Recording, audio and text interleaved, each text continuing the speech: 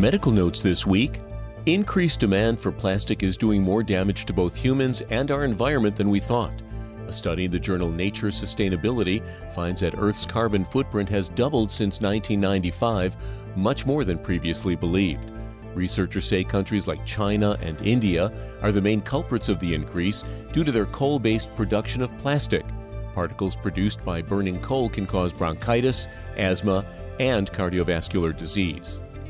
Recreational pot has been legalized in 19 states and medical marijuana in nearly 40. So it's no surprise fatal car crashes involving pot consumption have doubled over the last 20 years, according to a study in the American Journal of Public Health. The percentage of crash deaths involving pot is up 21%, while fatalities in crashes involving both pot and alcohol more than doubled. Drunk driving crash deaths, meanwhile, have stayed flat. Researchers have known for months that depression is way up since the start of the pandemic, and a new study in the journal Frontiers in Psychiatry finds that sitting around more is a big reason.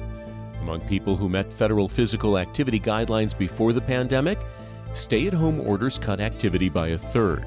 Almost all those people felt more anxious, depressed, and lonely, but researchers say those who couldn't get moving again within a few weeks were likely to feel worse. And finally, in a lot of cities, you can rent an electric scooter with the presumption that it's good for the environment. But a new study in the journal Transportation Research Part D shows e-scooters often have a bigger carbon footprint than what they replaced. Most of the time, people renting e-scooters would have either walked, taken public transit, or ridden a bike, all means of transportation with low environmental cost. However, people who own e-scooters most often use them to replace a car trip, so they're good for the environment. And that's Medical Notes this week.